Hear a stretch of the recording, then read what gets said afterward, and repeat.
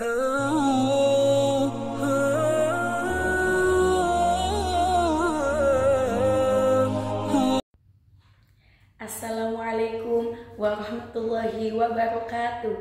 Alhamdulillahirabbil alamin wa bihi nasta'in wa ala umuri dunya waddin wassalatu wassalamu ala asyrofil anbiya'i wal mursalin wa ala alihi washabihi ajma'in. Amma ba'du. Pada kesempatan kali ini, Bu Syifa akan membawakan materi singkat tentang tips konsisten beribadah selama Ramadan. Jika diumpamakan, bulan Ramadan laksana hamparan ladang yang ditumbuhi aneka pohon yang berbuah lebat. Kita bisa memanennya sesuka hati kita dan sebanyak yang kita mau. Semakin rajin kita memanen, semakin banyak yang akan kita dapat. Begitu pula dengan bulan Ramadan. Buah-buahan itu bagaikan limpahan pahala yang dapat kita peroleh dengan beribadah. Semakin giat beribadahnya kita, semakin banyak pahala yang akan kita peroleh. Namun demikian, ibadah adalah persoalan iman, suatu saat bisa naik dan juga bisa turun. Hal demikian kerap kita jumpai di bulan Ramadan. Contohnya, pada awal bulan Ramadan, saf tarawih di masjid-masjid masih sangat penuh. Bahkan sampai dibuka tikar-tikar di halaman masjid. Suara tadus masih terdengar lantang dan ibadah-ibadah, tradisi ibadah selama bulan Ramadan itu masih riuh ramai. Sangat berbeda ketika memasuki fase akhir bulan Ramadan atau setengah bulan terakhir bulan Ramadan. Semangat ibadah tidak sebesar pada fase awal. Jamaah tarawih sudah mulai berkurang, shaf sudah mulai longgar, semangat tadarus Al-Quran juga semakin menurun dan sebagainya. Lantas, apa saja yang bisa kita lakukan agar semangat ibadah tetap terawat selama Ramadan? Yang pertama, jangan makan terlalu kenyang.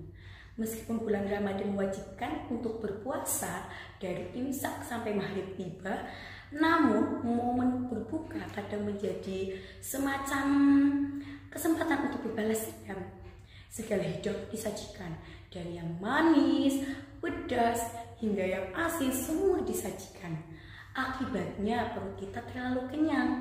Padahal Allah Subhanahu wa Ta'ala menegaskan bahwa berlebihan dalam konsumsi makanan itu tidak baik. Seperti yang dijelaskan dalam Quran surat Al-A'raf ayat 31 yang artinya, wahai anak cucu Adam, pakailah pakaianmu yang indah pada saat memasuki masjid dan makan serta minumlah, tetapi janganlah berlebihan. Sesungguhnya dia tidak menyukai orang-orang yang berlebihan. Ayat ini secara tegas melarang kita untuk bertindak berlebihan. Sesuatu yang baik akan menjadi petaka jika dilakukan melampaui batasnya. Dalam konteks Ramadan, makan terlalu banyak bisa menyebabkan kita tertinggal banyak kesempatan ibadah yang pahalanya itu bisa berkali-kali lipat dibanding pada bulan-bulan lainnya. Yang kedua, hindari perbuatan maksiat. Kaum muslimin muslimat yang dirahmati Allah, dosa yang dibuat oleh seorang muslim akan mempengaruhi kualitas spiritualnya, yaitu dengan menyebabkan pelakunya akan malas beribadah. Tentu kita tidak berharapkan kesempatan berbanyak ibadah selama Ramadan terlewat begitu saja disebabkan pengaruh dosa yang kita lakukan. Seperti yang dikatakan oleh Ibnu Abbas, sesungguhnya pada kebaikan terdapat sinar pada wajah, cahaya dalam hati, kelapangan dalam rezeki, kekuatan pada badan, dan kecintaan pada makhluk yang lainnya. Sesungguhnya pada kejelekan terdapat kegelapan pada hati, gulita dalam kubur dan hati, serta terhalangnya rezeki dan sebagainya. Ketiga, tidak berlebihan dalam beribadah. Segala hal yang berlebihan itu tidak baik, sekalipun dalam hal beribadah. Dalam pelaksanaan amalan-amalan sunnah selama Ramadan, kita perlu melakukannya secara proporsional dengan mengukur sejauh mana kemampuan yang kita miliki. Jangan sampai karena terlalu banyak porsi ibadah yang kita lakukan, akhirnya memberatkan diri sendiri sehingga merasa kapok untuk meneruskannya. Lakukanlah amalan-amalan yang kalian sanggup melaksanakannya.